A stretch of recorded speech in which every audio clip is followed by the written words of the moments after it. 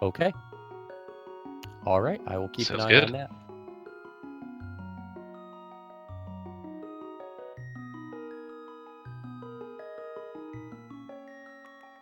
I kind of wish we had a proper intro, but Yeah, well.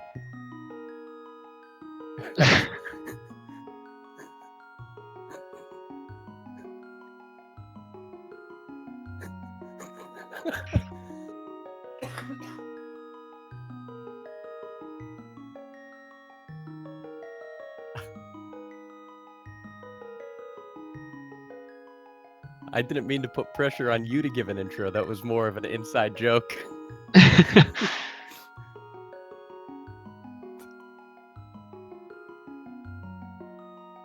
All right. Yeah. The RP Godfather is a little too above the budget. All right. Well, we're just going to wait for the streams to catch up, and we'll start talking when the stream starts, and that should put us all on... Wow, who just banned Sarah Leppy from the chat? Dang.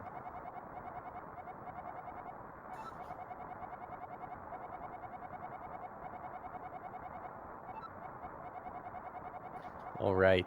So, Link to the Past, We're off. no major glitches. Yep, we are off. First sequence of the game, the escape sequence. Not a ton of excitement going on. Basically, the only movement tech available at this point is something called pumping.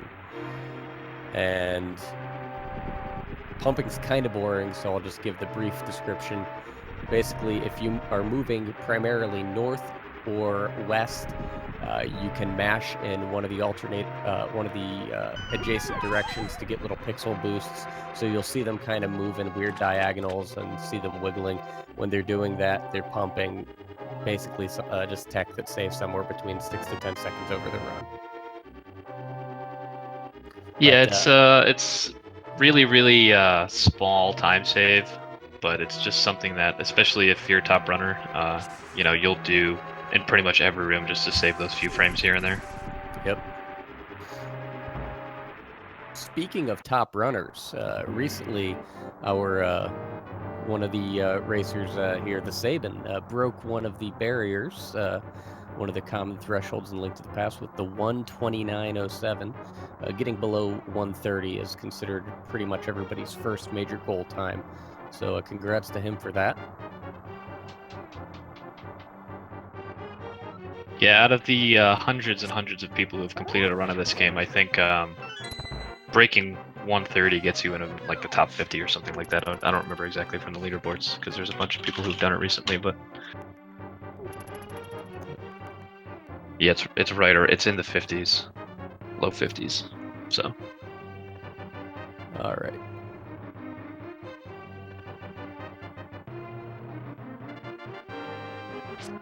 So making their way through the escape, basically just need to pick up Zelda and get her out of here. And then the real game can begin. A few quick kills that you'll see, like this one here in the boomerang room.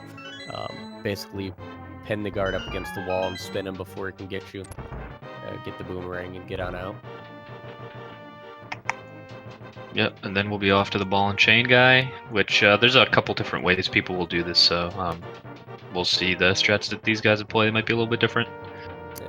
Ball and chain guy is the true final boss of the game. Ooh, Saban suffers a hit. Nothing too serious though.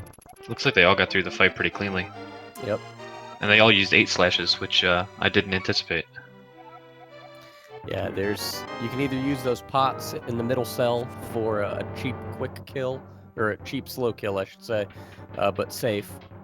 You can do a pot and 4 slashes, or you can do 8 slashes. A couple of different ways to skin that cat, but Yeah. they all went with the most optimal strat.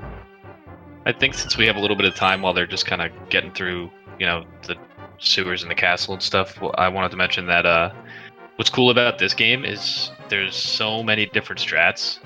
Some are a little bit easier than others. But you'll usually see a lot of different strats employed, even amongst runners who have the same time. So it's really all a game of like your own experience and your own feel, and you can kind of pick and choose what strats you use, and it's actually pretty beginner friendly for that because there's a lot of safeties and stuff you can pick up as well. Yep. Speaking of safeties, I don't know. Two of our runners probably won't pick up any, but you might see a bottle, a net, and some powder from Sarah Leppy.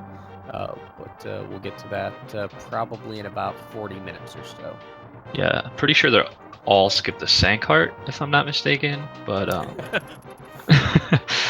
yeah, the Sankart is actually the first and most free safety in the game. It, I think, loses like 3 seconds if you move optimally, and it gives you an extra heart, which is really good for peace of mind for some runners. It's highly debated amongst the top runners if it's useful or not, but I'm assuming all these guys will get it.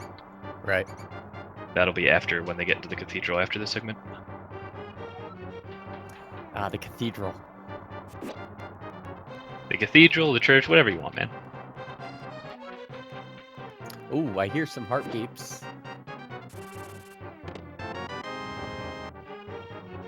Not uncommon. The sewers especially can be really trolly with the RNG and with enemies that turn and really quickly in various directions, and you can't see them at first, so it's usually nothing to really be afraid of, especially if you get the sand card. It refills your health at the end of the segment. Yep.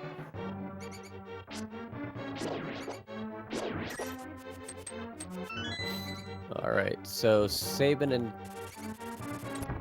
gets a mid-left key rat, and K-Rob gets a top-right key rat. That, unfortunate for K-Rob, he has to go out of his way to pick up that key to advance to the next room.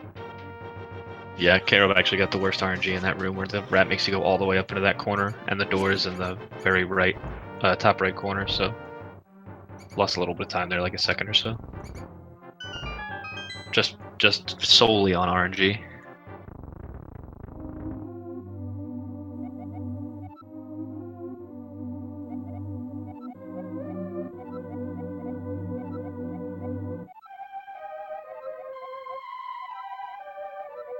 Alright. It occurs to me I did not start a timer, so I don't, and I'm not looking at the stream proper, but I'm guessing that was a high 550 escape for each of them, probably 558 or 559. Yeah, it looked pretty clean for most of them, so that's what I And would assume as well. all three pick up the sand cart, and we are on our way to the East Side Palace.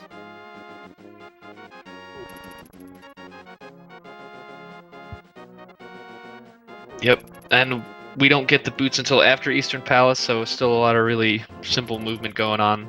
You'll see some pumping here and there, but for the most part, it's just trying to move in the most optimal way so you don't waste time getting from screen to screen. Indeed. Octoroks can be very, very trolly. Yep, making their way through the minefield. Sabin and K-Rob got through cleanly, but it looked like Sarah Leppy got trolled pretty hard at the beginning of the screen.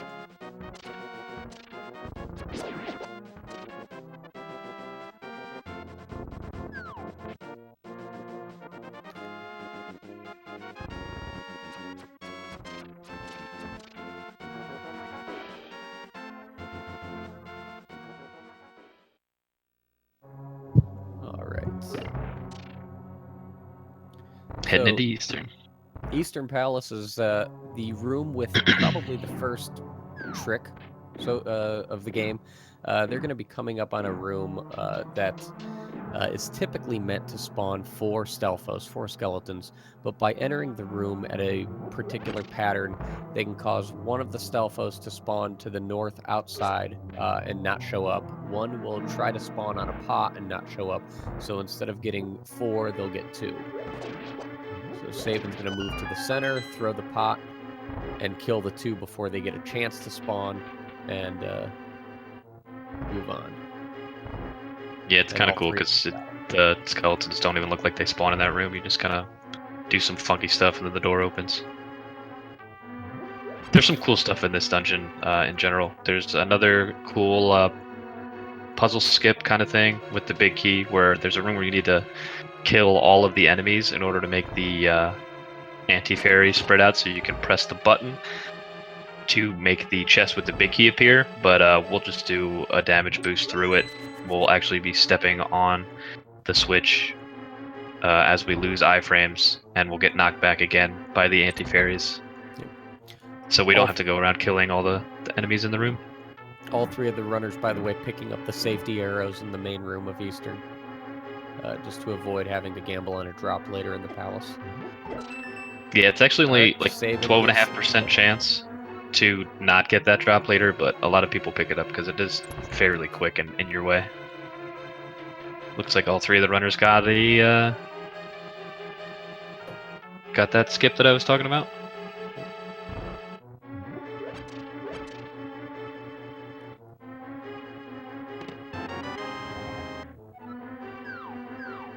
All right, so all of our runners are pretty much keeping pretty decent pace with each other.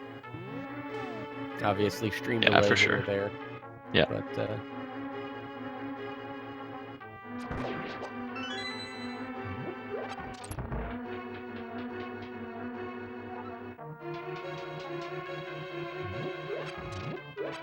all right, so they're going to be coming up on the boss fight here in a moment. The Armos Knights, typically the way the fight goes if you're playing casually is you kill 5 of them, and then whichever one's left will regenerate all of its health, turn red, get mad, and start stomping around. You're going to see them utilizing a strat to try to place 2 arrows into one of them, kill the other 5, and then place the 3rd arrow into the remaining one quick enough that it kills it before it regenerates its health. So let's see how they do. Sarah Luppy going with the bottom right strat. K-Rob did not get it. Sabin went with the normal top right optimal strat. Got it. I'm having some buffering on my end. I apologize.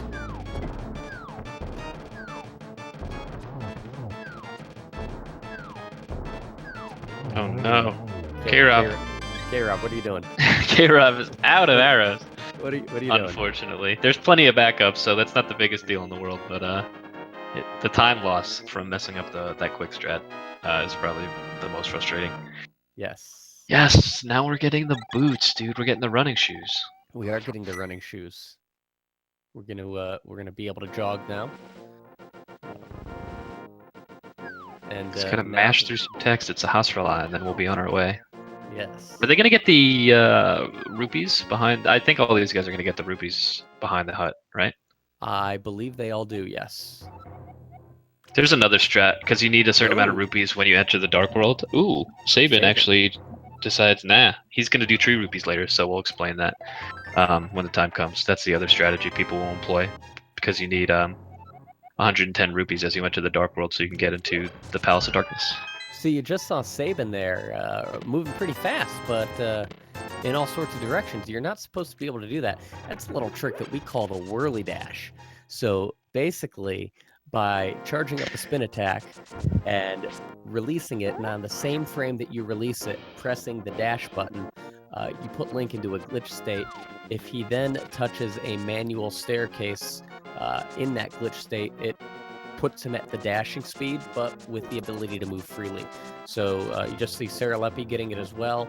I did not catch if K-Rob got it, but basically that's used about 7 or 8 times throughout the run. And it is one of the 4 minor glitches that we allow. That is the whirly dash. It's actually a very frustrating glitch to activate. If you get it cleanly every single time you're meant to activate it in the run, you should feel good about yourself because it's one of those things that, you know, you'll be on most of the time, but every now and then it just feels like you can't ever do it. Like you'll just try and you'll keep messing it up. So yeah, it's one of the very few, and I hate the term almost, but it's one of the very few frame perfect things in the run where you actually have to try to perform 2 actions on the same frame. So it can get a little bit frustrating. Yeah, I mean, even the top runners, Zelda, even who has the world record by far, his notoriously complains about activating that glitch. Yes. All right. All right. So we got our boots, and we're on our way to the Desert Palace.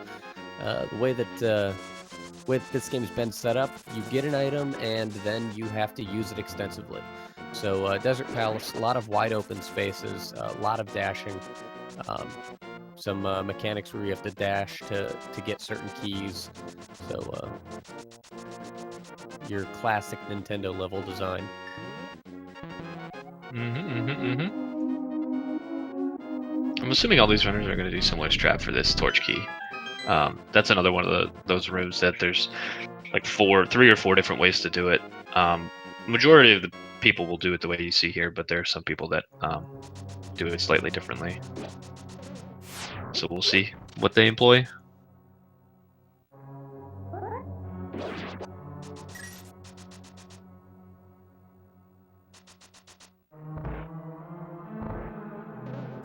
All right, everyone is in the dungeon, so still pretty tight race so far. I'm sure to be ruined by RNG later on when we get to Aghanim at the end of the Light World, but for now, we can enjoy comparing strats and stuff since they're all so close.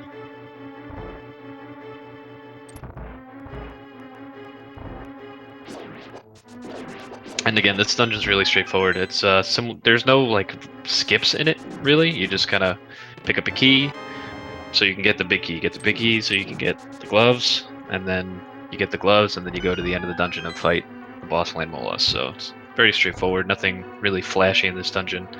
That was a nice little dash upwards there to re-hit that button by the Sabin. That was completely unintentional, but I think he might have just been giving the others a chance to catch up a little bit. Feels a little bad about being so far ahead.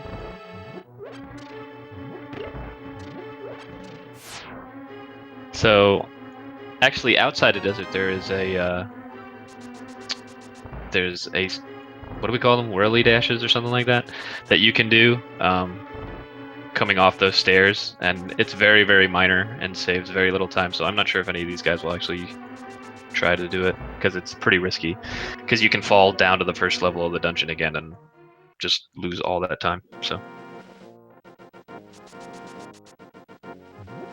Apologies, I had to step away for a moment. Problem. No problem.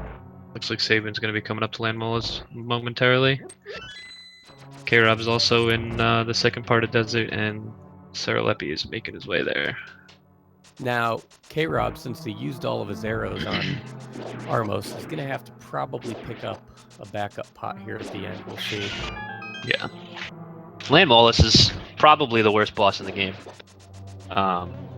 There's some Dark World bosses that some people might argue are more difficult, but I don't know. It's just the precision you need on top of the RNG, in my opinion, makes this boss really difficult.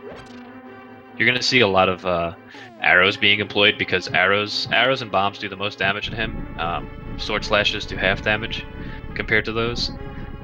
So they need a total of any combination of either a total of 4 arrows or bomb hits or 8 sword slashes. So that's why for the most part you'll just be seeing these guys using the bow.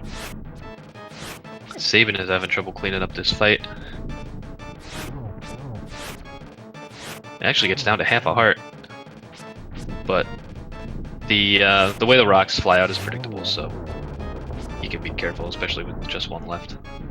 Saralepi entering the fight now. Wow, Saralepi looks like he's actually having a really, really good fight. Yeah.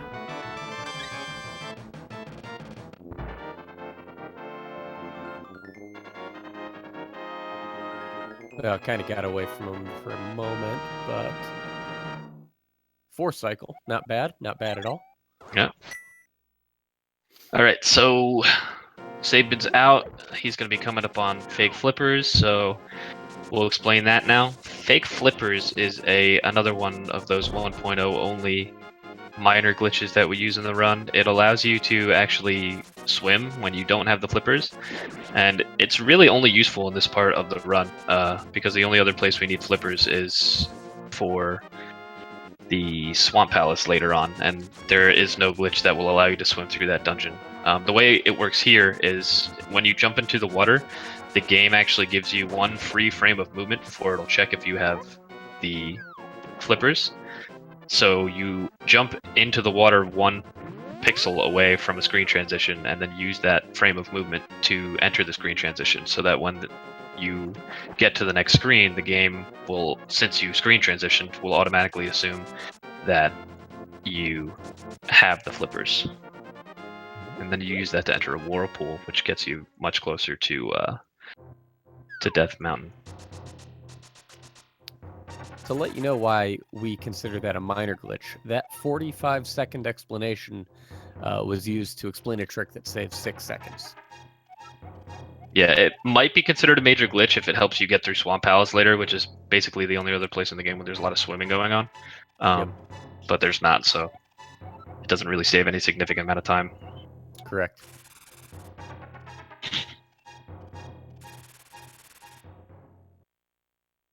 Alright, everyone is in the cave with the old man, so...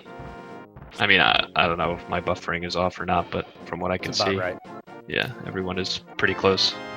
So, after rescuing the old man, we head to Death Mountain. This is one of the worst screens in the game. These boulders will just... well, A, you have the squirrels that will just hop into your way and ruin your day. And then the boulders... Some days they're just not there, and some days they rain down on you with a lot of vengeance. Yeah. This is one of those places that especially top runners will just go into, and sometimes you just get crap RNG and just call it a run, because sometimes there's nothing you can do about it. Rocks will spawn on top of you while you're talking to the old man and can't move. You'll be going upstairs and there'll be like 3 rocks just beelining for you, so it's really just very frustrating. K-Rob getting confused and trying to head towards Ether. Oh no. I don't know if he's been playing a little too much randomizer or what, but we are not equipped for that. Yes, this is not a randomizer ROM of the game. They've gotten all the proper items so far, so I'm assuming it's not a randomizer.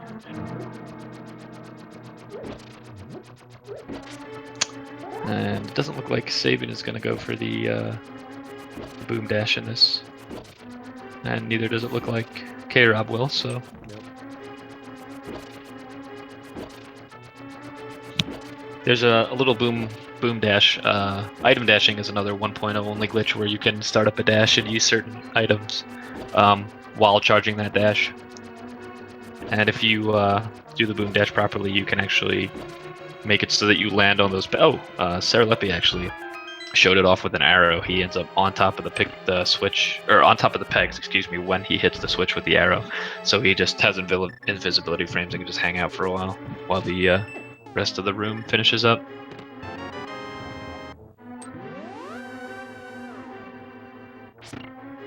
So we got the big key, making our way up to the top of the tower. There is a little bit of a bomb jump coming up, which doesn't save a ton of time, but it saves enough time for pretty much every runner in the game to learn it. It just prevents you from going upstairs and coming back down, so it's just a simple little bomb jump. You want to plant the bomb a certain distance from the hole, and then make sure that Link's sprite is either within 1 or 2 pixels of falling, which will get you across safely, or if you're within 6 pixels of falling, you can bonk against the wall, and you'll actually get boosted further if you're in that bonking animation when you get hit by the bomb. So. Yep, Sabin and K-Rob both using the bonk method, both getting across safely. Most people use the bonk method because it's free, it doesn't really lose any time.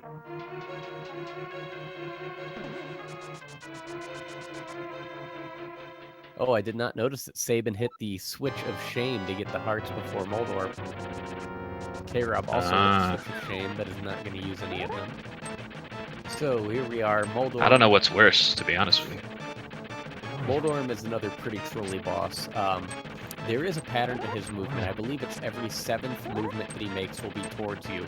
But the real trick to the Moldorm fight is to realize that his tail will always go where his head just was. So you have to be willing to attack where the head was, understanding that the tail will be there, and just make sure that you don't get knocked off by keeping a safe distance and not dashing into the head. Saban has a pretty clean fight. K-Rob also has a pretty clean fight. Sarah Leppy's coming up on Moldorm right now.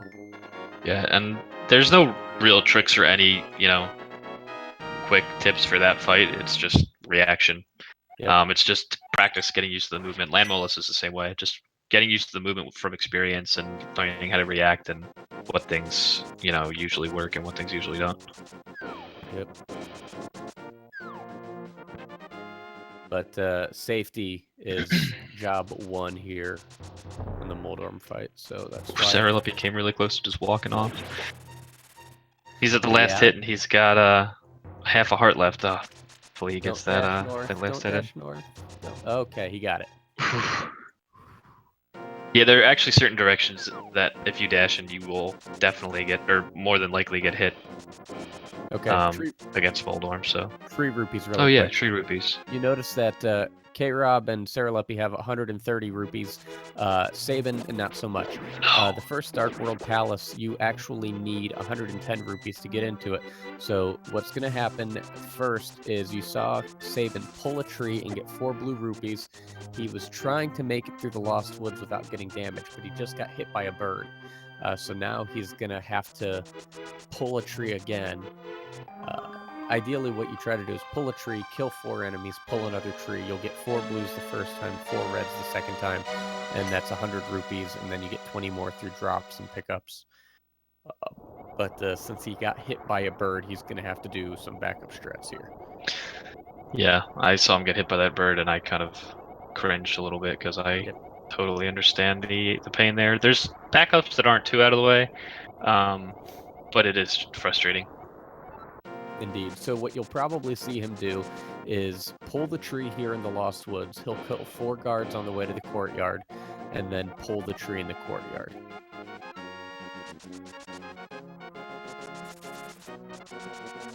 So yes, if he had not gotten hit, those 4 greens would have been 4 reds. So there's 1 kill from the bird. He's going to stop and kill these 2 green guards, I think.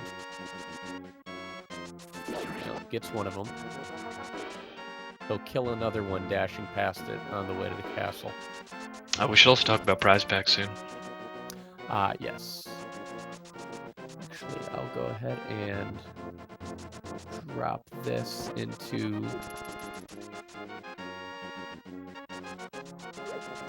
Oh, you got a link for the prize packs? Trying to. Alright, yeah, Saban kills the 2 blue guards right in front of the castle, and there you go. Gets those 4 reds that he missed out on in the forest. Now he's got plenty. So we'll talk about prize packs now, because there's a little prize pack manipulation that's going to come up. The way prize packs work in this game is there's 6 different packs, and if an enemy drops an item and he is in a certain pack, then the next item that drops from an enemy in the same pack, it'll just keep incrementing forward.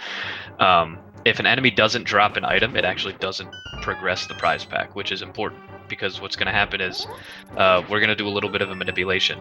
There are enemies in the castle, these 2 blue guards that charge you with their swords straight out in front of their faces, that are in the same prize pack as the Pokies much later on in the game in Turtle Rock, which is the last, which is the dungeon that holds the last crystal. So the reason that's important is... Sorry, go ahead. Oh, my stream just jumped around. Saban was getting chased by the 2 blue guards in the Kev Ferry room. Yeah, which is where the manipulation actually happens. So if you dash through an enemy, they are guaranteed to not drop and not continue the prize pack. So we want to dash through those 2 blue enemies in that room to make sure that we will get a fairy in Turtle Rock later on, which is useful because we do some damage boosts, and if you do take an extra hit here and there, then it's just nice to have the refill. But it looks like Sarah Lippy got the fairy in that room, unfortunately, because he wasn't able to dash kill them.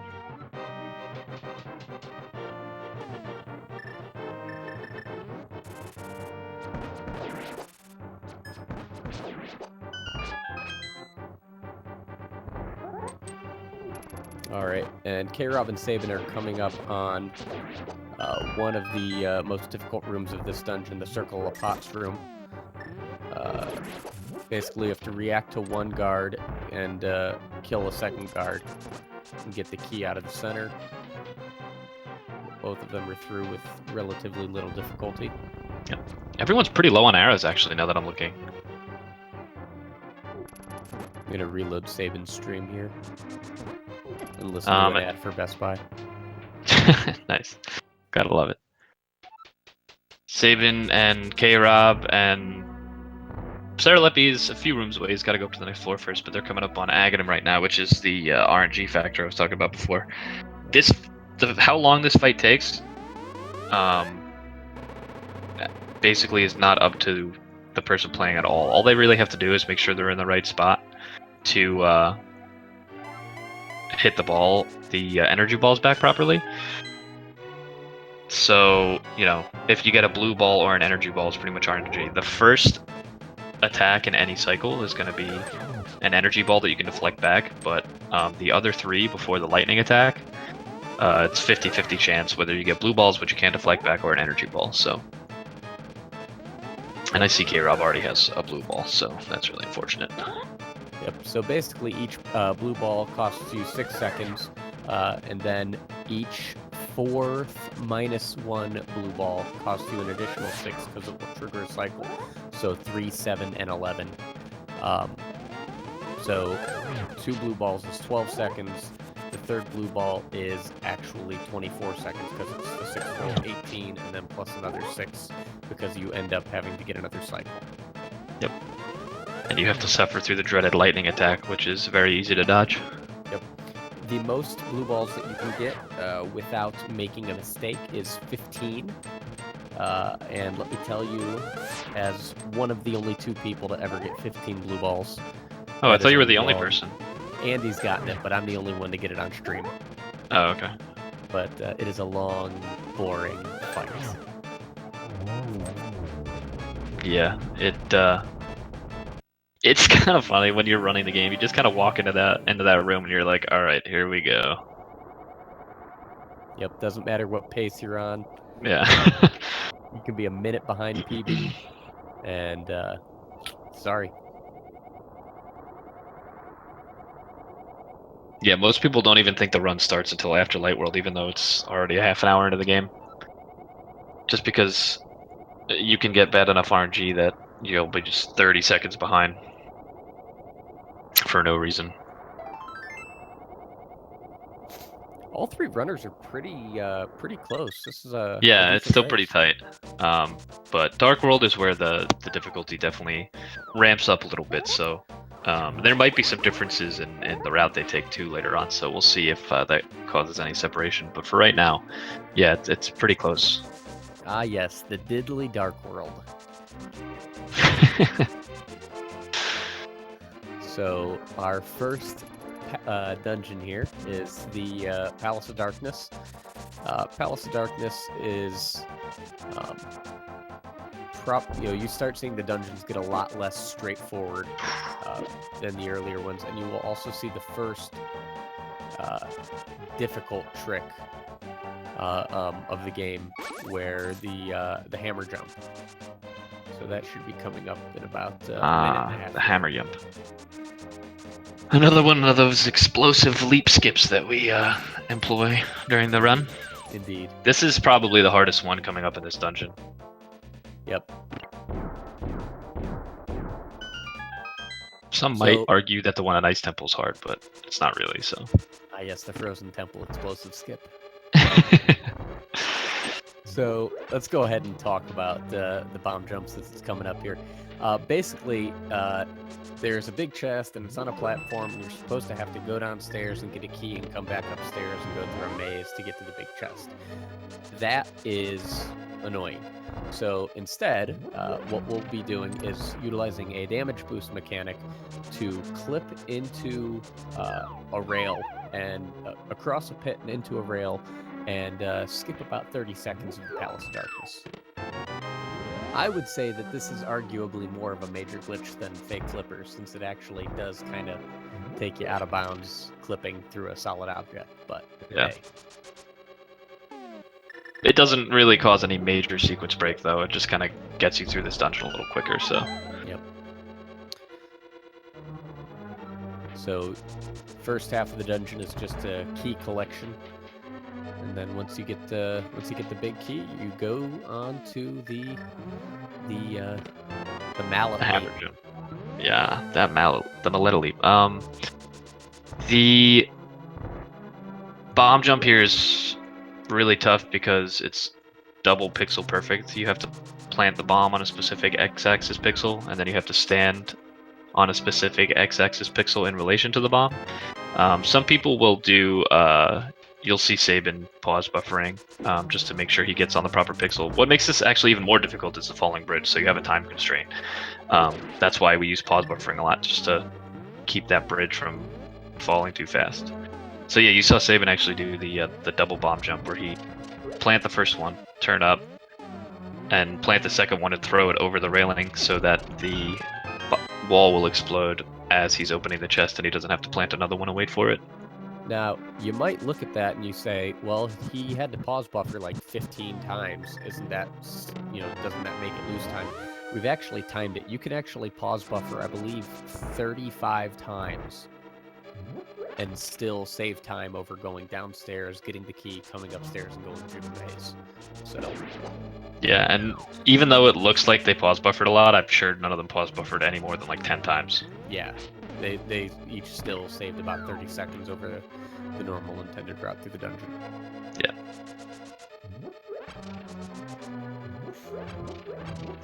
So, they're all pretty much safely through the hardest part in this dungeon. They're gonna have to deal with turtles and Helmosaur, which can really stink. But fortunately, they it looks like they're all gonna have sword beams going into the basement sections of the dungeon, which speeds it up a little bit. Excuse me. And having full health going into Helmosaur is very important. Man, the spam bots are out in full force tonight.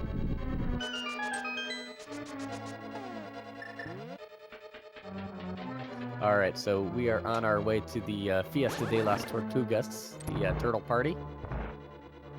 Sabin handles it deftly. No, he does not. Yeah, he missed one at the bottom. Unfortunately. K-Rob, meanwhile, is hugging turtles. That's not the optimal strat. We call this the Scrubathon for a reason, folks.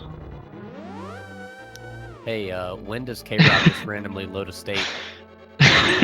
Fortunately, it looks like he didn't soft lock anywhere, and it doesn't look like he's switched over to the practice hack yet, so I think we're okay for now. Alright, so Helmosaur, 17 hammer hits, cleans off the mask, and then basically you've got to do either 8 slashes or 4 spins or 4 hammers or a combination to the green jewel.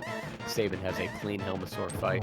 Those fireballs will explode in a clockwise fashion, left top right, or right left top, or top right left.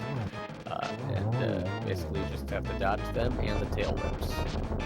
Yes, and you'll see K-Rob, Sabin already did it, but K-Rob's trying to hammer Helmosaur's face, and it's actually a lot more precise than you might think, so it's pretty risky, especially because Helmosaur does 2 hearts of damage, and you at maximum only have 7 hearts if you get the Sanctuary heart.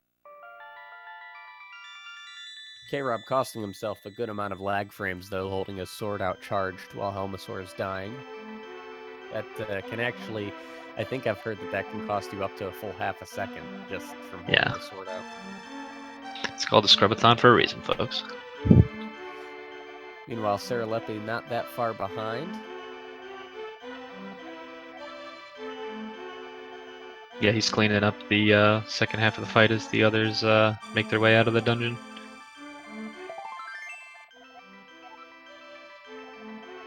And we are going to see the first actual item dash coming up from Sabin.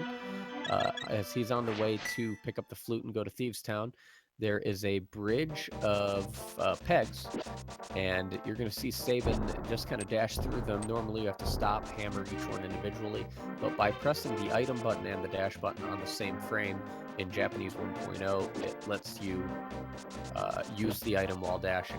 The hammer is the most common item to be item dashed with. You'll also see it sometimes with the boomerang or the cane, Oh yeah, the cane's a fun one. What's really interesting about the hammer dash is that the hitbox stays in front of the hammer, but only for environmental objects like the pegs and stuff and pots, but you can't just hold the hammer out and just hit enemies with it, so that's why you'll never really see it employed in that manner. If that actually happened, it would probably be really, really overpowered because hammers actually do a lot of damage. Yep. But yeah, you'll actually get hit by enemies if you try to hammer dash through them. And also, the hammer dash only works if you have a sword. If you do not have a sword, you will bonk off the pegs. Oh yeah, I forgot about that. That typically only comes up in randomizers or on the instance that somebody is messing around after dropping their sword off of the smiths, but... Or a swordless run, but I don't really know if people run that category that much anymore. Okay, Saban dashing past Usain Bolt, the fastest guard in Hyrule.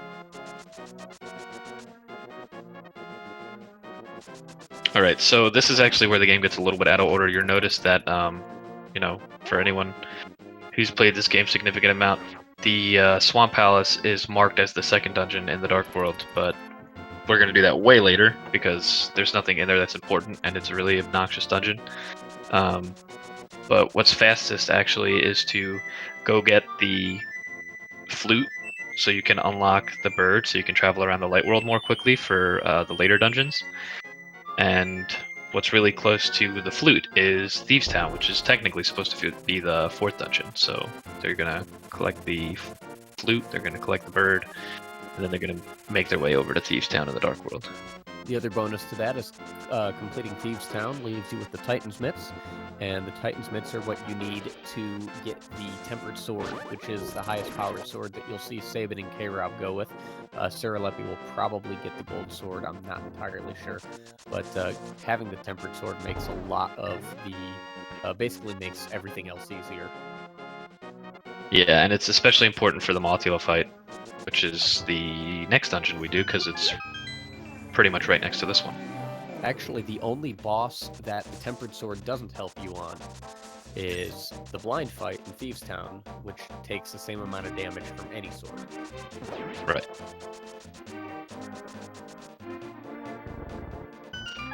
Yeah, the blind fight is really straightforward. It's just 3 hits from the sword in all 3 of the phases, but we'll get to that later.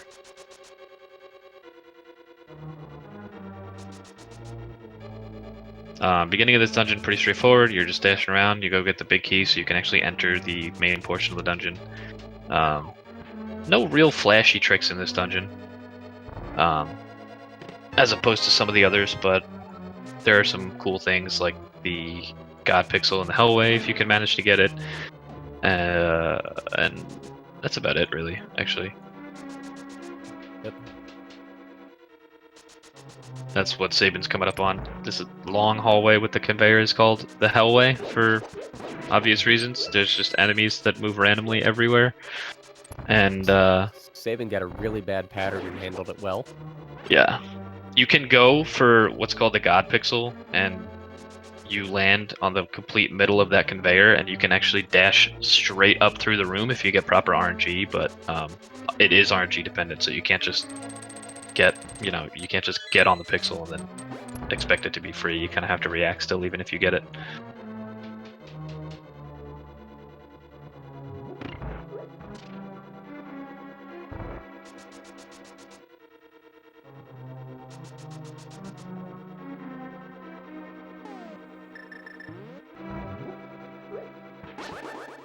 I did not happen to catch if Sarah Leppy stopped to get a bottle and net. I don't think he did. No, I think he stopped to get a bottle. Without a net? He might not necessarily have gotten the net. I don't remember. I guess we'll see next time he pauses. Yeah, I think he did actually. All right, so Saban is picking up this strange woman in the jail cell. Yeah, that's not suspicious at all. Not at all.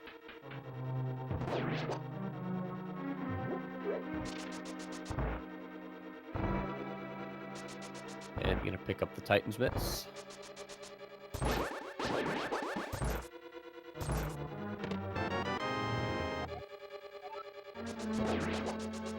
Saban and K-Rob have both had pretty clean runs. And Sarah Leppy as well. No major Yeah, so mistakes far. from anybody, except the only real mistake has been K-Rob's Armos fight. But even that wasn't too terrible. Tree rupees. Saban's tree rupees. But that didn't even lose that much time. Alright, so you see Saban on the blind fight now. This fight, if done right, is scripted. And that gets away from Saban a little bit. But he should still be able to clean it up without blind going to the bottom. 1, 2, and 3. Yeah, if you do this fight optimally, his last form will end up dying in the top left corner. It did so for Saban, but he actually went through another cycle where he went to the right and then back to the left. Saban swagged his way. Nice hammer dash. Hammer dash.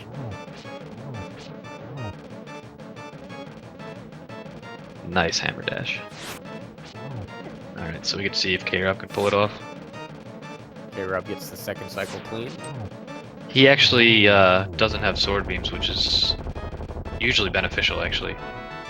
Ooh, he messes up the last phase a little bit, because he finished the second phase a little bit late. So it caused blind to move a little bit differently than what you might be used to if you practice that fight over and over. Yep.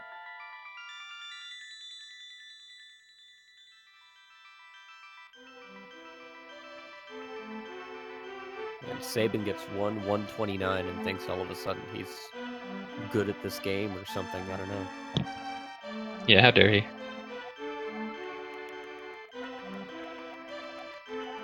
I'm actually going to pull up the stream on my phone and get the timer real quick. Looks like I've got 45:29 on the stream as Saban is bombing the house. So that's about where we're at. Alright, cool. It's pretty decent pace. Yeah. Just for comparison, I pull up my splits, which they should be at or ahead of.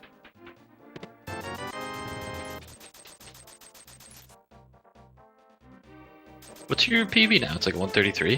132 or something. 132, okay. Yeah. So they're probably like pretty on par with that right now. Yeah. Just based on like the way they're moving and stuff like that. Yeah, they are on 133, high 132, low 133 pace right now. Sarah Leppy's on high 133, low 134.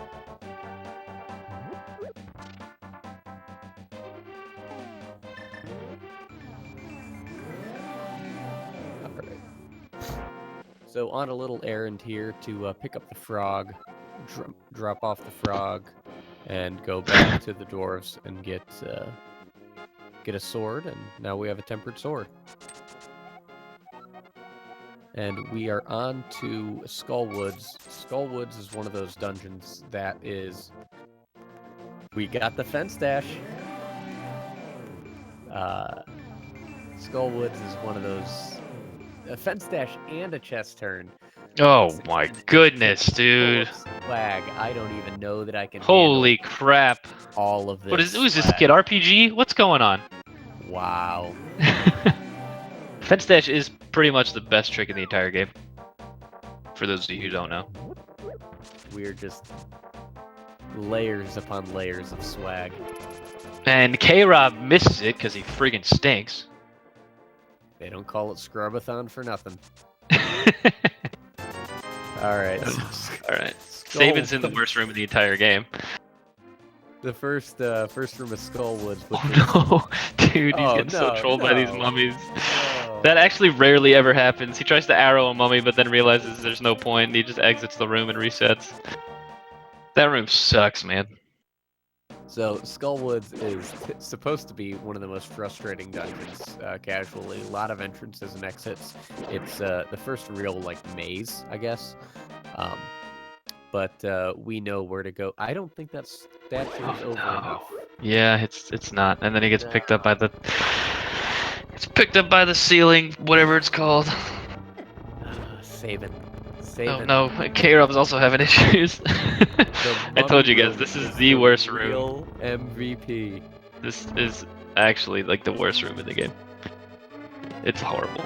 Spoiler alert, horrible. the mummies are the final boss. Sabin finally just has had enough and pulls out the boomerang. It looks like K-Rob is gonna, or Mutski, excuse me, is gonna pull ahead just from that room. Though the interaction with the sword and those mummies and the statue is actually really, really messed up, and will cause your sword to just go through mummies, and they'll just be like, "You didn't hit me," and they'll just keep charging at you.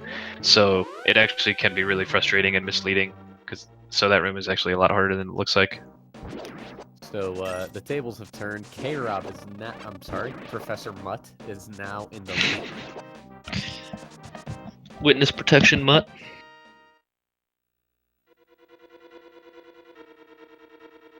The Seralapi is on his way into Skull Woods. I don't know why I just said that so weird. Alright, we are coming up on the last part of Skullwoods now, with everybody's favorite boss, Mothula. So the moth fight is kind of broken.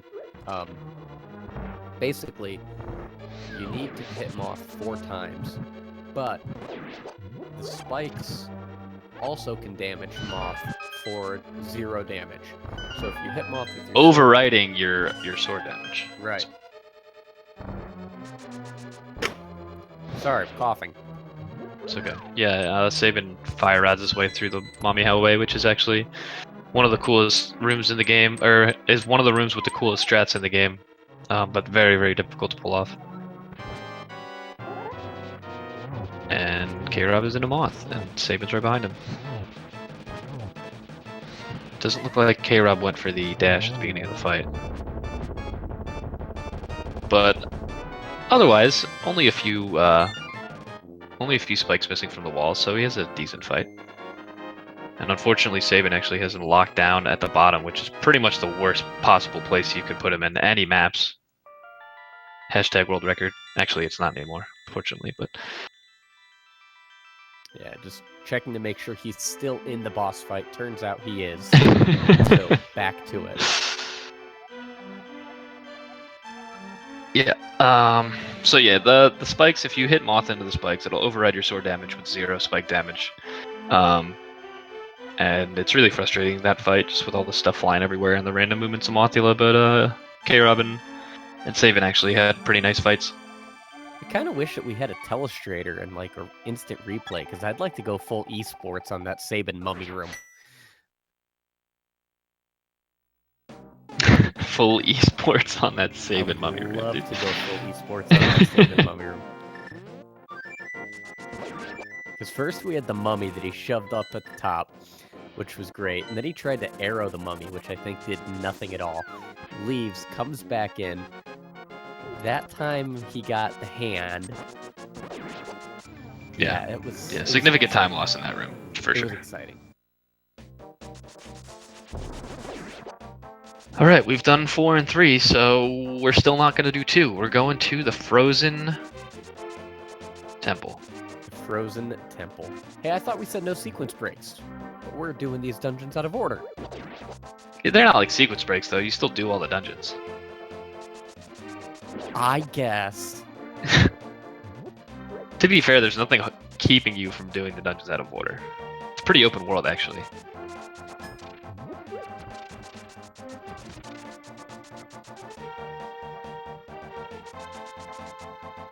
Wow, Free Kill B in the chat with the strong pun game. I see you, Mr. Free Kill. Don't get Scrubo started, please. Just don't. I don't want to have to deal with this right now. Oh my Name gosh, Sir recognized Leppy had and- such a close mod fight. He was down to 1 heart. All right, they're going on a little quest. Sabin and K-Rob and Sir Leppy will soon be after. Going on a little quest, a little item collecting quest. This is the most optimal point to get these 2 items. Which medallion is this? I never remember the names. That would be the Earth Shaky medallion. Ah, right there, Shaky medallion and finger webs. They're really close to each other, and they're right, very close to a whirlpool that takes you right outside of the frozen temple. So. Yes.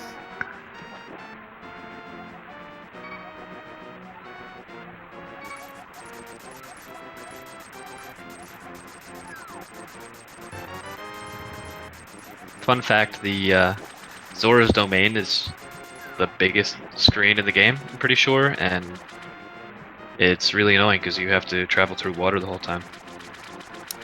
That is a fun fact. Thank you. It's also not attached to the main map. You do a little like warp sequence here, and it's like one of the only screens in the game that's like that.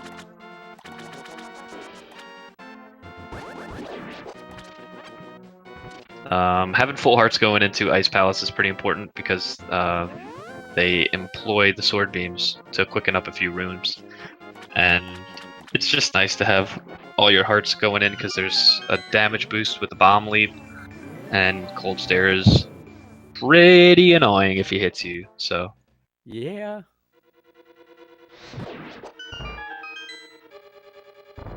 the main reason for that being you're expected to get the blue mail in this dungeon, but we don't actually even give ourselves the option to get the blue mail.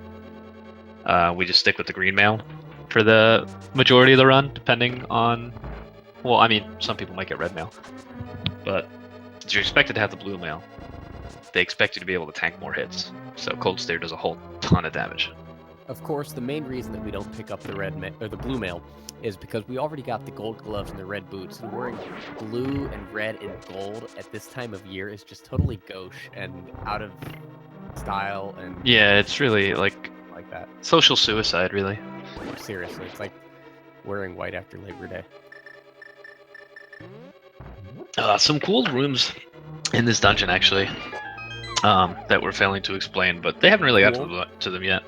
Yeah, yeah, they're cool. Shut up, I didn't do it on purpose. Yes, you did.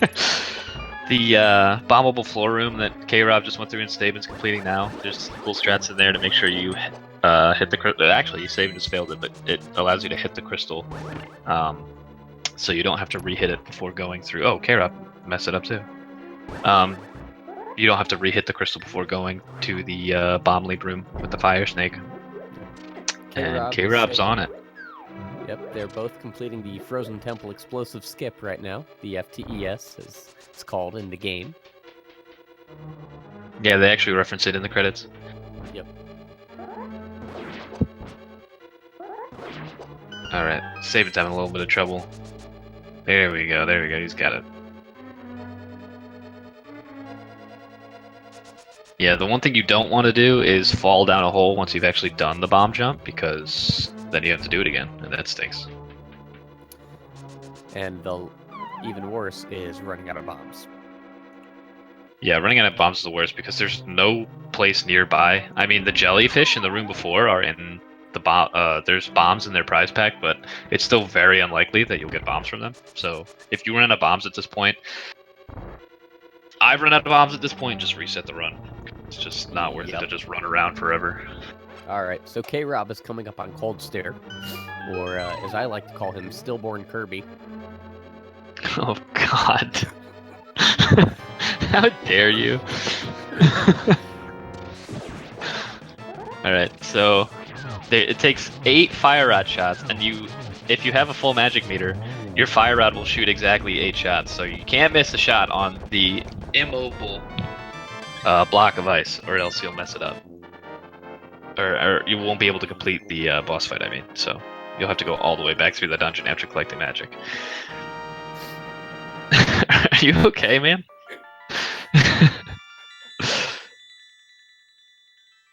Nice! 6 last strats coming out from the Sabin. K-Rob had the fight get away from Kibutsky, excuse me, had the fight get away from him a little bit, but I'm okay.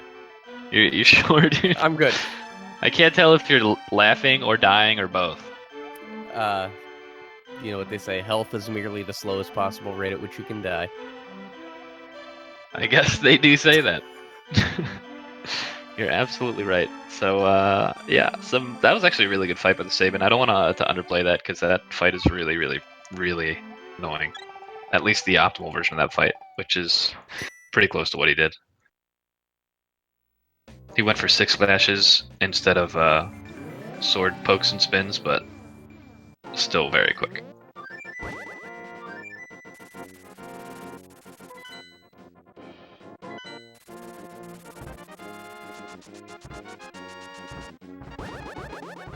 Oh god. Everyone's having so much fun with their puns. I really don't want to talk about Vitreous at all.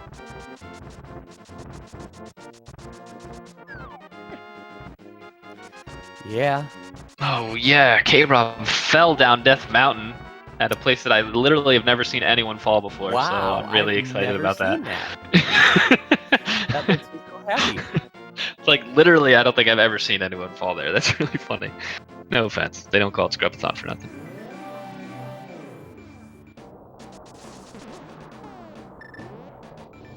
All right.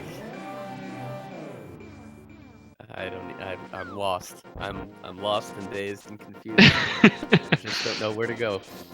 So, hey, oh, remember that little route first- change actually. What was that?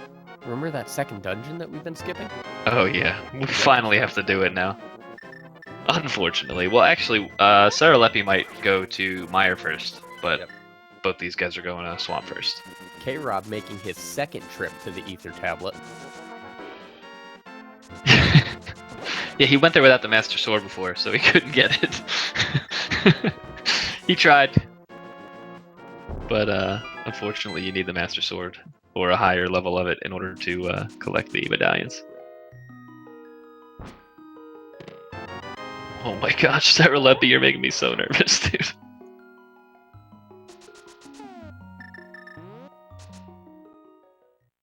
Ooh. Oh my god. Alright, I think he's good. I think he's alright. Oh, he finished. Okay. All right, so Swamp. Swamp is a really obnoxious dungeon. It is basically just you bleed time all over the place. A second here, a second there. There's a lot of rooms with a lot of obnoxious enemy movement, and you get done with the dungeon and you realize that you've lost 30 seconds and you have no idea where. It's just a really a series of trolley rooms, one after another. Yeah, all the rooms in this dungeon love to just have tons of enemies in them that move randomly, so it's like, oh hey, this enemy's in my way. Half the time he will be, half the time he won't be, but I just lost time because of that. So that's basically a lot of what this dungeon is. Oh, and it actually looks like the Saban is way far ahead of K-Rob or Mutski right now, but he's actually not because Mutski went on a collecting spree between dungeons, which I'm assuming the Saban's gonna do after this dungeon.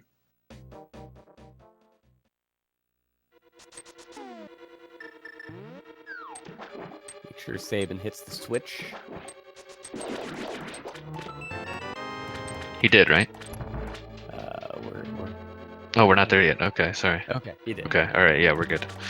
Whew, thank God. What type of You don't want to be the moron- guy that ends up getting all the way to the big key, but you can't get it because you didn't hit those pegs. What type of moron would do that? Yeah, I don't know, man. Honestly, we joke about it, but I feel like everyone's done it at least once. Some of us more. Yeah, if you don't hit that switch or hit that crystal switch right after you push that little lever to make the water drain, you can go all the way to your next objective, which is getting the big key, which is several rooms away and even up set of stairs and down a hole. And you'll get there and realize that you didn't hit the switch, and you have to go all the way back to hit it so you can come back and get the big key. So it's actually where the Saban is right now. Just a little funky hammer dash.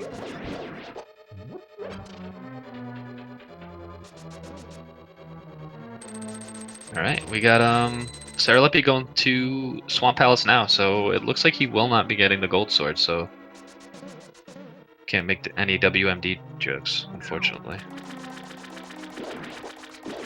Unfortunately.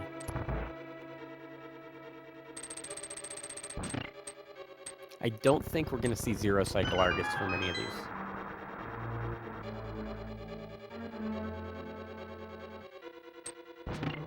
Yeah, I don't think anyone's going to attempt it. Save it, maybe, but I don't know. Zero Cycle Argus is a very, very, very difficult strat for the boss fight, which does save time, but a lot of runners think it's not worth it. Even some of the top runners think it's not worth it.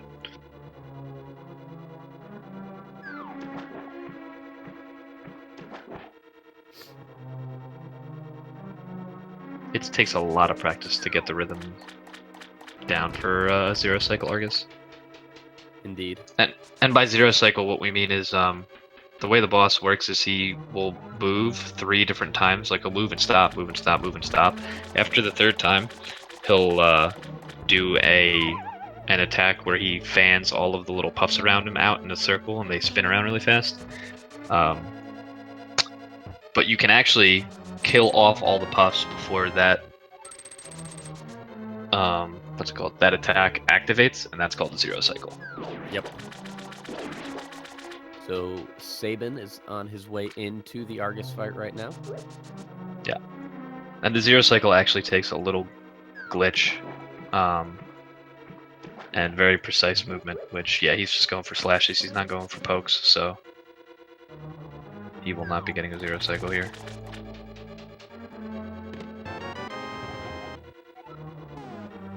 Yeah, if you kill the puffs during that spin torpedo whatever attack, torpedo. Why did I call it tornado? I think Zero Cycle only saves like 6 seconds. That is correct.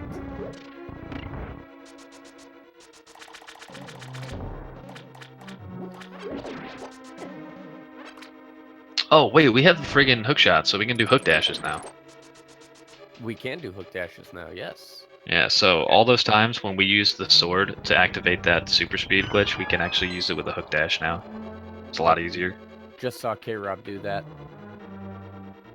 to put himself into a glitch state for another purpose. But, yeah, the pot under the statue. Yep. It's really annoying. If you're in that funky state, you can actually pick up that pot under the statue first try every time, but if you're not, then you just have to keep spamming it until you pick it up.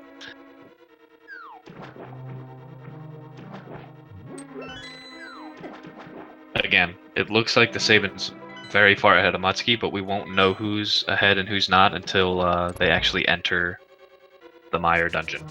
Or I guess until they flute to the Mire dungeon. Well, it depends on where they do their shopping trip. Did they both get... No, Mutski got everything before Swamp, and Sabin still has to get the medallion and the ice rod. Correct. Well, I'm assuming he'll get the ice rod too, but some people get the ice rod after Mire, but I think Jaden's like the only person who does that now. Ooh, Sabin got knocked out of his spin speed by the dead rock. Oh, sword climb. Yeah, if you're holding out your sword and you do a hook dash, put yourself in the spin speed state, it'll actually make you walk up the stairs at normal walking speed instead of stair walking speed, which is much slower. Oh, and Mire is also another dungeon where you want full hearts going into it, because there's the second room in the dungeon actually has a really cool strat that we use sword beams for, because you have to kill all the enemies. And it also helps because we do a heavy damage boost strat against the boss, so you want to have as many hearts as possible going in there. Yes. Just for peace of mind.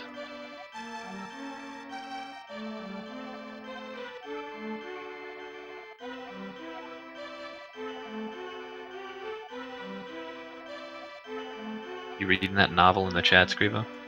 I am.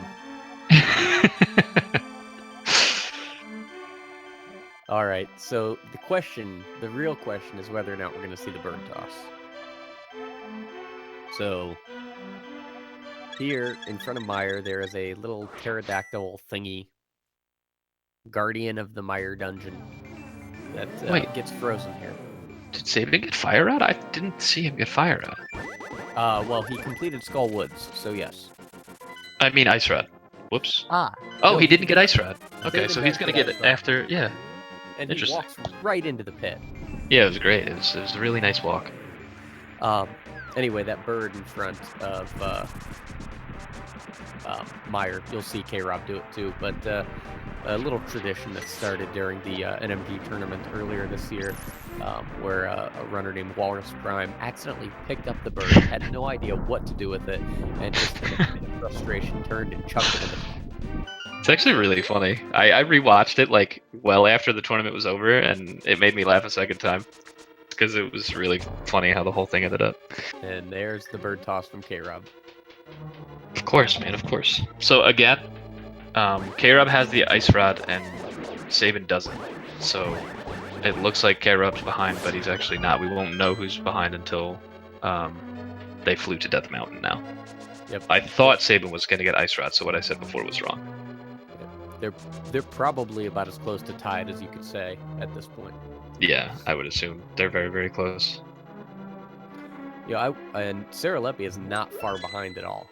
Oh yeah, for sure. He's making his way over to Meyer right now. Probably going to go on a little bit of a collecting spree, but yeah, he's definitely not too far behind. All right, so we tend to say that it's about 20 minutes from Torch Room until you have beaten the game. So I'm going to pull up this Torch Room here in Meyer where He's Saban is. Right about at sub 130 pace. Probably pretty close to his PB right now. Sub 130? Yeah. That would be impressive since they were on 133 pace earlier. Well, according to the timer on the stream, he hit the torches at like 129.30. Yeah, but you got to add in about a minute for Ice Rod for him. Oh, yeah, true. Yep. Yeah, Man, because I forget these things. yeah, he hit torches at about the same time I hit torches in my PV, so he's on low 130 pace, 130, high 130, low 131. My end game sucks. Are you talking about Muskie? No, I'm talking about Saban. Oh, okay. I'm sorry, low 131, high 131, low 132, if Saban plays well. Mutski's probably on about the same. Right. Alright, we have the Cane of Samaria now. So that's pretty cool. There's a lot of cool stuff that happens with the Cane of Samaria. Oh, we see Saban picking up a couple extra hearts. Like I said, you want to be as full on hearts as you can be going into the boss, just for peace of mind. Cane of Samaria is used for some really neat rooms later in Turtle Rock. It's actually pretty much required to get through Turtle Rock, but used for some neat rooms in Turtle Rock and some neat rooms in Ganon's Tower. It's also pretty much one of the glitchiest items in the game. You can do some really cool RAM manipulation and chest content swapping with it in some of the glitched categories. So, very broken item. Yeah. We don't really use it that much, except for like way later in this game, though. But Saban is coming up on Vitreous. It seems that the eye puns have died down. Yeah, well, they're probably going to ramp right back up, dude, because we're about to fight an eyeball. Well, if so, everybody's going to get a real lashing. All right, come on, man. All right, I'll put a lid on it. Oh, come on. All right, so we're going to go ahead and boost off of this slime. The eyes do 4 hearts of damage. The slime does 1. So we go into the slime, take the 1 heart, use that to spin attack the eyes. We're going to try to do 3 spins to kill all the eyes. Once all the eyes are dead, we take out the bow and arrow. 8 pokes to the big eye, and he is closed. You can also zero cycle this boss where you kill off all the little eyeballs before the lightning attack comes out of the big one, but it looked like Saban did that, and we'll see shortly if Mutski can pull it off. There's a couple, I mean, for the most part they're all the same because they're all damage boosting, but there's a couple of different movement patterns that different runners will use, so Oh, Mutski slashed up and actually slashed an eyeball, which is unfortunate. Oh, and he still almost got the 0 cycle.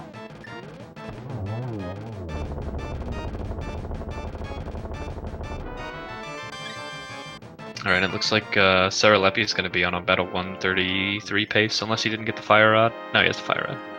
Fire So rod. hopefully he's ice rod. So hopefully he's that's a pretty good pace for him, I think, right? I don't know. I It don't is remember anyone's PBs. PB-ish pace. Yeah. Okay, good. Yeah, the only reason I know Saban's is because it happened really recently. Yeah. All right, here we go, man. It's the race for who's gonna flute to Death Mountain first. We got Saban going over to get the ice rod right now, and we got Mutski on his way through the temple text. You So sure once Saban's not getting the fire rod? yeah, he's getting the ice rod. Okay. Yeah. I checked. I checked the seed. Oh, good deal. We've got a soft lock. No.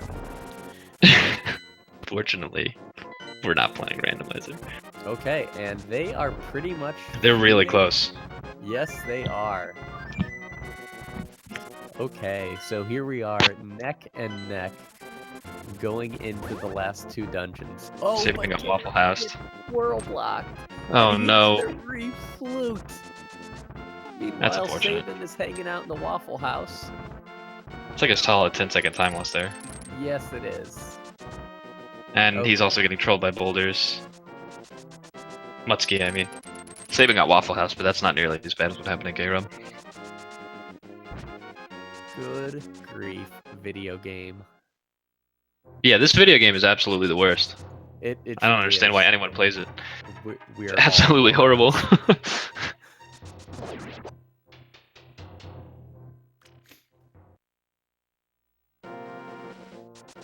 All right, Saban stopped to pick up the ferry. Yeah, I think he actually missed the fairy manipulation for this dungeon that I was talking about way back in Aghanim's Tower. So, I think he wanted to make sure he had full hearts going in. Yeah, I think he ended up getting the ferry at the Hammer Jump Bridge. Yeah. So they're about a Quake medallion behind each other. Or K-Rub's about a Quake medallion behind Saban on my stream. Yeah. What it seems like for me, depending on the difference in their stream delay.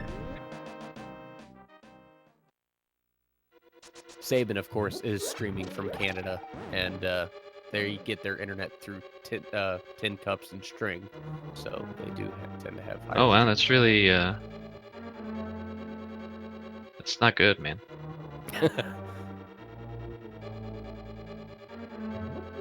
Oh man, he misses. He misses the left hook, dude. Let's see if K-Rob can get the left hook, man. Nah, he definitely didn't get it. Didn't even try it. Alright, and they're both gonna, after this roller room, they're gonna mirror out. Sarah Leppy, by the way, cleaning up Vitreous. Sarah Leppy is quietly on one of his best runs that I've seen. And another map from Saban. Doing really well. Saban is really wanting to make sure that he is in the second room of Turtle Rock. Yeah, Saban seems to get lost a lot in this game. I've seen him map a couple times. Yeah, just gotta check to make sure he knows where he's going. So the Pokey he just killed that gave him a key is actually the one that we expect to give you a fairy if you've manipulated the prize pack, but like I said, I don't think he did it properly, so. And he didn't actually get a drop out of it, so.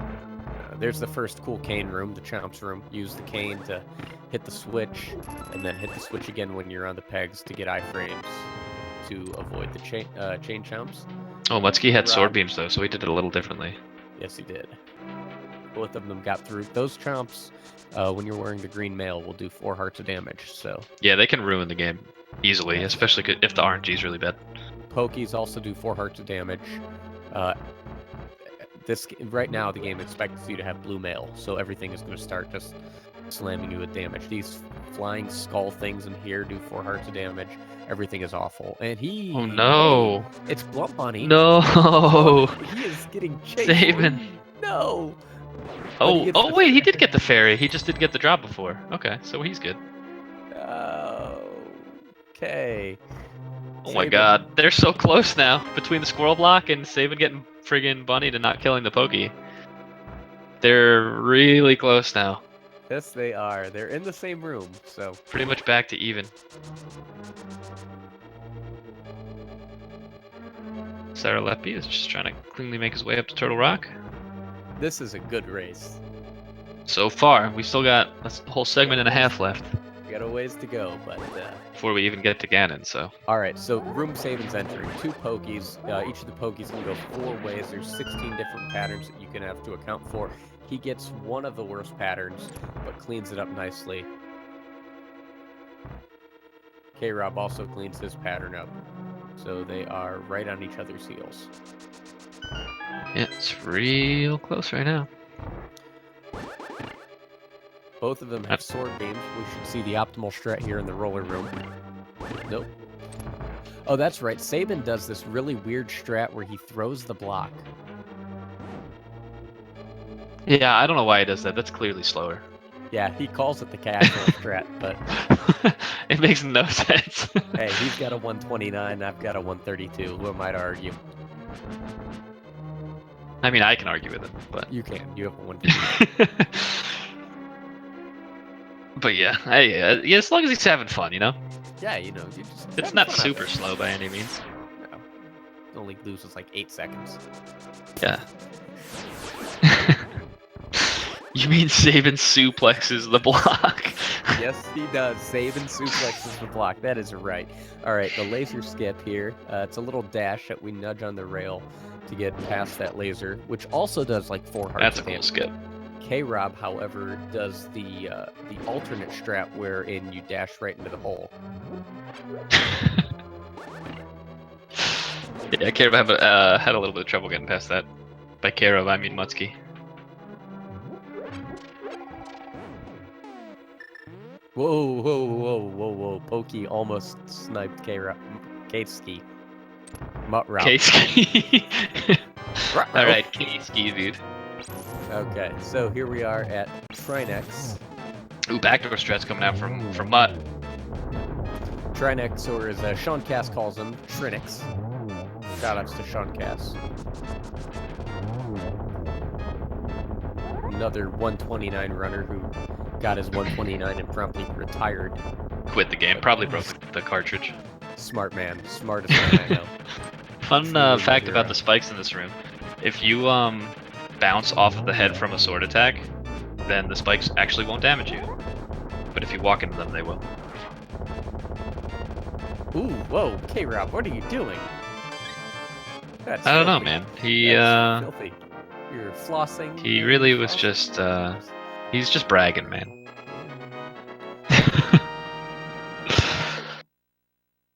Man, this is so close. Holy crap. They're both holding the crystal at the same time. That's how close this is.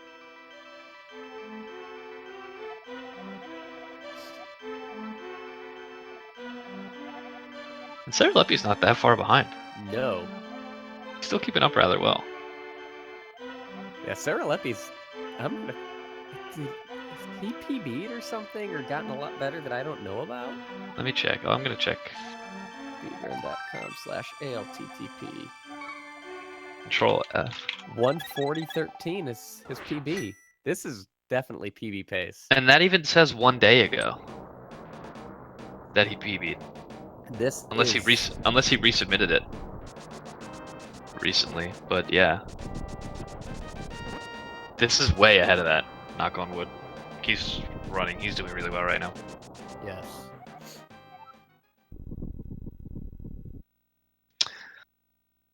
Okay. They're really close still. I don't know what the stream delay is, but according to what I'm looking at, and according to what's coming up on the actual Elmagus stream, this is really close.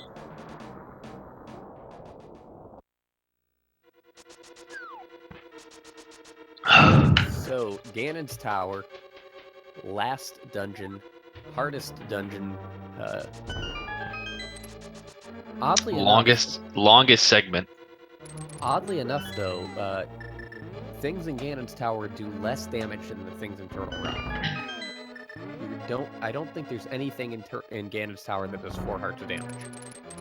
Yeah, you might be right actually. But there's enemies everywhere. That's the difference. Yes, but there are a lot of really cool strats, like this strat here, where you boom down, switch to the hook shot, hook the pot, let the boom flip into the switch, and grab the key and get out. That's one of my favorite rooms in the dungeon. Yeah, there's a lot of cool, nifty strats in a lot of these rooms.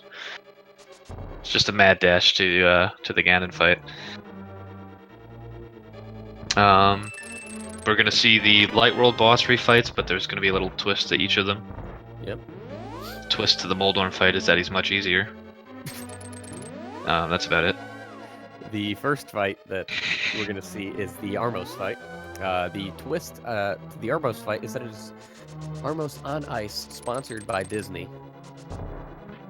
Is it actually sponsored by Disney? I don't want to get sued, man. Come on. Well, it's not our channel. What do we care? All right, good point. It's sponsored by Disney. Sponsored by Disney. We'll see if K-Rob can get any payback for the earlier Armos fight, in which he did not do so well. I always like to point this out with the Armos fight is that the first Armos fight, you're just trying to kill them as fast as you can because you just need to get in position for when the crystal falls, which is really easy. But with this room, you actually want to exit the room, so you want to position yourself at the top of the room, so because that's the room where the big key is that we want to go next. So the strat actually wants you to position yourself while getting the quick kill at the same time to be at the top of the room, so you can just dash right out of that door really quickly. Sarah Leppy going in. Okay, does pick up the heart down to 5 hearts going into Trinex. Pretty sure he's got a fairy in a bottle though. I would assume so. Yeah, he's definitely got the safeties to make this late game go pretty well. Hey, it's time. Is this the first time he's skipped? Oh, Mimics, dude. Hold on, we gotta talk about this. All right, Sabin. Okay, okay. Oh, that spike just totally messed up its last arrow. That stinks. And I don't even know what Mutski's doing. Mutski? Nope, Mutski mirrors? Mutski mirrors? He did the Blood Buddy mirror. Mutski mirrors and the Blood Buddy mirror. He forgot to menu to the bow. And we got Sarah Leppy at 1 heart on this Trinex fight. Like, oh my god, dude. This is crazy stuff's happening right now. And then we've got Sabin that is sitting there trying to throw arrows. Sabin is target practicing on this spike right now. There is so much going on here. Why did he hit that spike? Do you even need to hit that spike? Or that switch for later? He hit the switch again coming down. Yeah, do you need... No, he did it to be safe, to lock the spikes off to the side. And then no, but he hit it on his way out. Like, I don't think he needed to, did he? I don't remember. That's what he was arrowing. Yeah, I don't know. There's no pegs later on in the dungeon, are there? Just in the room before Moldorm 2. Oh, yeah, maybe that. There's some... I don't know. I guess we'll see. There's a switch in there. Anyway, so yeah. much happened right there. Dang, guys, this was crazy. My streams crazy things are happening. Okay, I've got Sabin going into land mode 2. We got Mutski finally getting back into the spike room. Oh yeah, the twist of the land mode fight is that there's a little beam in the corner and it's really annoying. And lag. You can actually, yeah, a lot of lag. You can actually one cycle that fight, but it's pretty tough. The gauntlet stinks, by the way. We haven't talked about that yet. The gauntlet is a series of rooms where you have to kill all the enemies in the room, and there's like usually beamos, there's conveyors, there's spikes, and it's just really obnoxious if an enemy gets away from you. So you can just lose tons of time off of very little things. Not to mention that you can lose a lot of health. You started to ask before Mutski decided to take a look at himself in the mirror. Yes, yes, in fact, he was a mutt.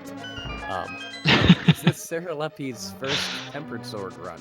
Yeah, that's what I was gonna ask. I don't know. Because 140 sounds like a gold sword time, but also I know there's people that just force themselves to do Tempered, so I don't really know. But either way, he's on what looks to be very, very good pace. Yes. At least compared to his leaderboard time.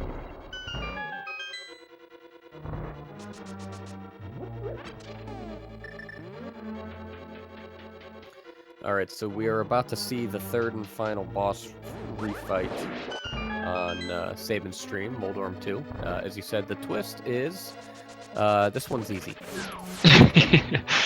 Yeah, I mean, it's all the same stuff. There's actually no hole in the middle of the platform you're on. You would think it's that just shaped a little platform, funny. Yeah, and you would think with the smaller platform it's harder, but it's a dash and a spin and you're done.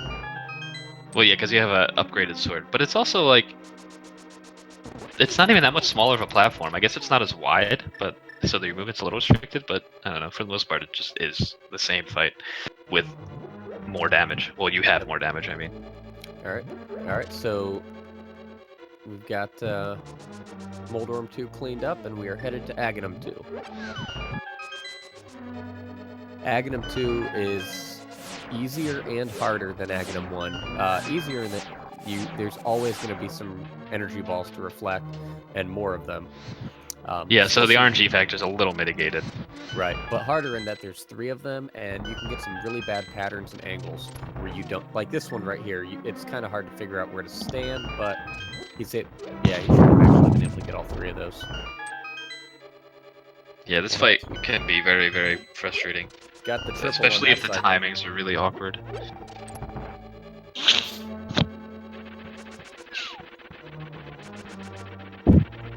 So yeah, this is looking like a 131 for assuming we have a clean Ganon fight from Saban, because I've got 129.26 as we got. Mutsky just tried to hover and failed miserably.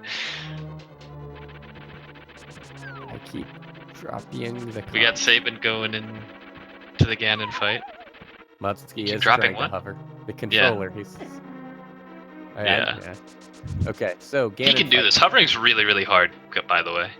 Ganon fight, 4 phases. First phase is the slashes and the double spin. Gets him down against the wall for phase 2. Gets in the circle, gets the dash. Oh no. I don't think that's enough hits. We're gonna see. I don't know. Oh my god, he's spamming hookshot. Yeah, if you're using the hookshot, nothing can hit you. Everything's just gonna fly straight through you. That's why he was spamming the hookshot there. That was so clutch, actually. He easily could have just like had a frame where he didn't hit the hookshot in time and just got mauled by bats. So okay, he is through phase 2, by the way. So now we're on to phase 3 Ganon. Now we're on to warps. Yep. Oh, Mutsky finally gets the... Well, not finally. It was only like his 3rd or 4th try, I think, but he got the hover off. Okay.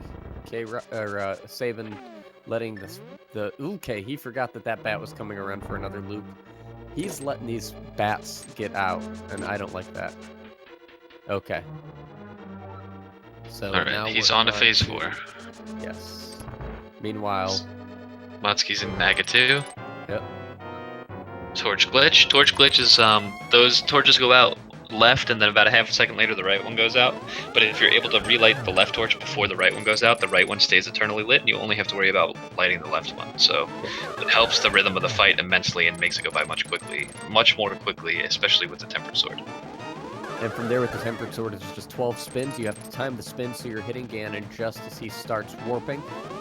It's a very small frame window that you can do that in, but because of the hitbox from the spin, it's a lot easier than it should be. Yeah, because the sword spin kind of hangs out for a second. It's not that bad, the timing. Yep. Alright, we got Seralepi going through the gauntlet now too, so he's not too far behind. Dang. There we go, dude. There we have it. That's the one.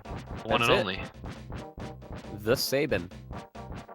Saban pulls it out. Watching my timer here on the this latest screen. version of the Scrubathon. No major glitches.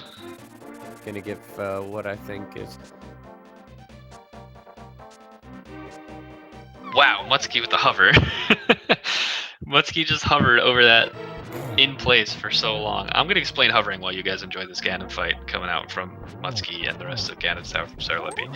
So, basically, when you're hovering, the game won't let you fall. So what you have to do is, you have...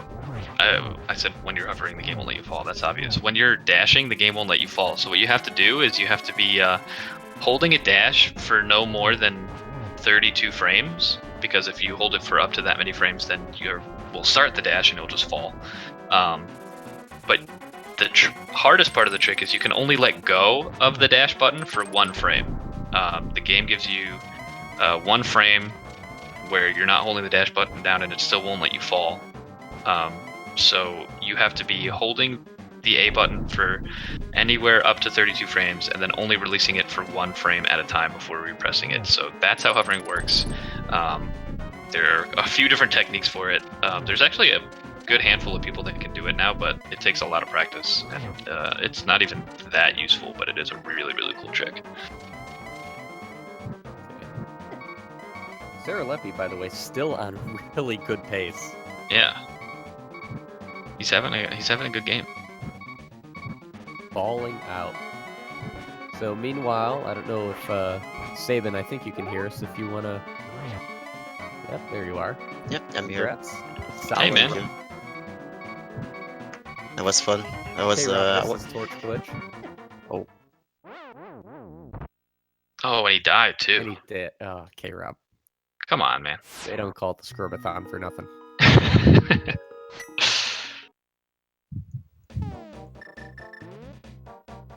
So yeah, you had a. I think the only real mistake that you had was the rupees. Rupees and No, I was gonna say Skullwoods the real was... question is Oh, No, the Skullwoods mummy room. The mummy room. That mummy room. That was legendary. What was going through your mind as I you don't know. were I going was through like, the mummy room? I was like, okay, so he's cornered there. So what I'm gonna do is either I'm gonna boom him, or maybe gonna try to kill it. So I was like, all right. So try to shoot arrows at him, and it didn't work. So all right. That's good to know, I guess. Nothing is working right now. Yeah, I was actually, as you went into that room, I was like, this room is really obnoxious. It can really get out of hand. And then you showed us how obnoxious it can be. So Yeah. I'm pretty sure I know what the last word out of your mouth was, but were the first words "oh," "holy," or "what the"? It was like, what do I do now? Basically in that room, because it was cornered in the switch, so I had to improvise. But I'm glad the chat got. I saw the reaction. I did that for the entertainment. That's all it is, really. yeah, of course you did it on Quick purpose. fan. Yeah. Sarah Leppy, by the way, quietly on pace for like a 3-minute PB. Yeah, if he has a optimal Ganon fight, which is, Or even a 2-minute Ganon fight. yeah, 2-minute Ganon fight is like still pretty good. If you get a 1-in-1. If he doesn't get the 1-in-1, then he probably won't have a 2-minute Ganon fight.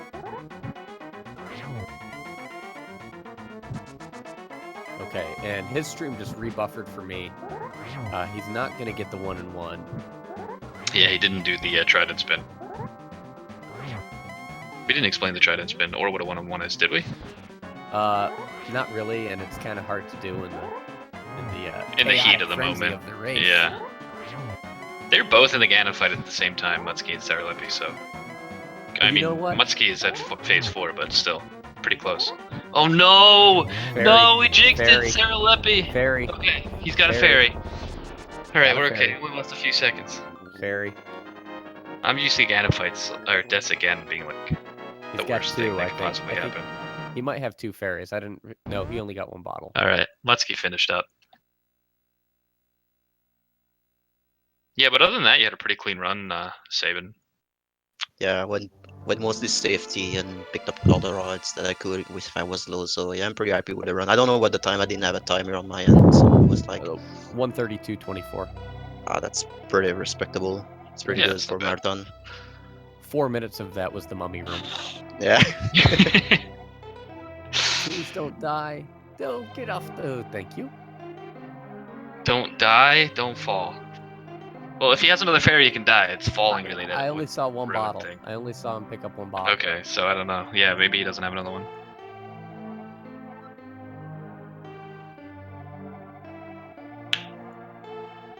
I can't even remember where you get the 4th bottle. Purple chest. Yeah. No way he's got more than 1 bottle because he didn't buy one.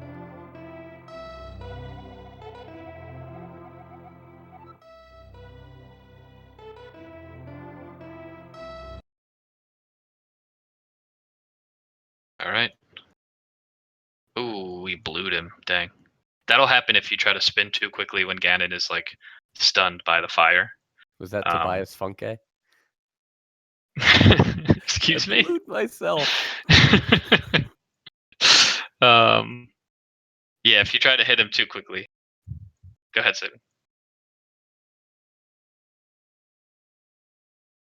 Oh, nice. That's always good.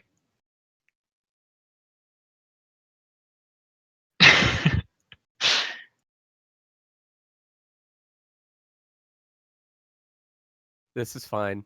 This is fine. This is fine.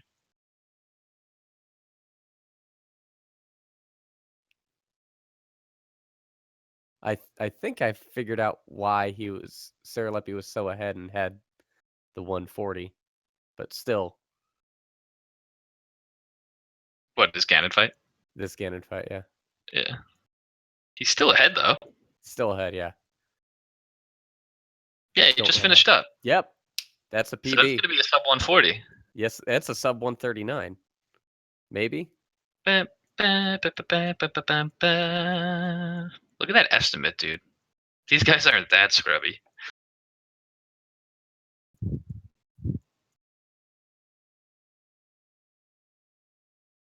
Yeah. Yeah. And Yeah, I think Saralepi finishes with. yeah, it looks like a PB for Saralepi, which is awesome. Everyone ran pretty well. I mean, Mutsuki Yeah. messed around a little bit at the end with like the hovers and stuff, but everyone had a pretty good race. Yep. I'm hoping Saralepi was running a timer locally. Yeah. Or you could just retime it and just watch it casually and be like, yeah, I know this is a PB. What's up? Well, can't rewatch it. It died on the stream. And oh, streaming dang. the hitbox.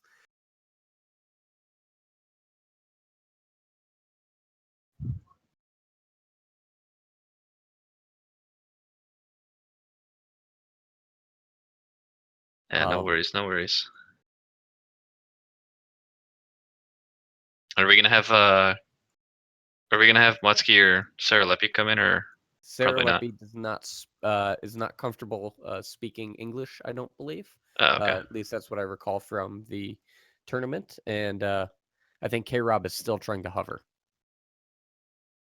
True, yeah. I think he's preoccupied at the moment. So I think that about does it. Yeah. So yeah. It was actually very ceremonies with the new PB from Saralepi, man. Yeah. Great. Yeah, that we didn't see. It was it was an adventurous race. And I'm glad that I was able to sit around and say dumb things about a dumb video game. Yeah, for Scrubs, you guys played pretty well, I gotta say. Yeah, it's okay. Yeah. Oh, wait a minute. Wait, we have a dedication in the chat.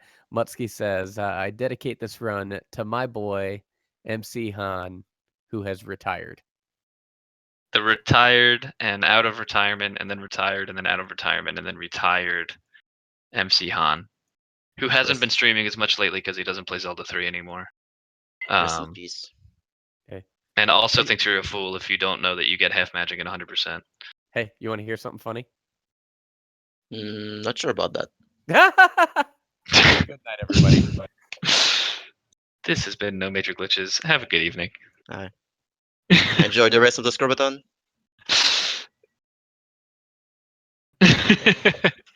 This is fine.